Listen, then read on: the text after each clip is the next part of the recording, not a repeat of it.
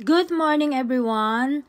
Alam nyo ba kung ano ang napakagandang puno ito? At meron po itong napakaganda ding bulaklak. At ipapakita ko sa inyo ngayon at hulaan nyo kung anong klaseng puno ito. Ayon, tingnan natin. Ito ang kulay ng kanyang bulaklak na napakaganda. Tingnan nyo naman. Pink at saka white ang kulay, kaya kahit ako namamangha ako sa kulay niya, ang ganda-ganda. Pero alam nyo ba kung anong puno ito? Sige nga, hulaan nyo nga habang nanonood kayo dyan. Meron na ba kayo naisip? Ayun, tingnan nyo mabuti ang kanyang bulaklak, kasing ganda ko lang.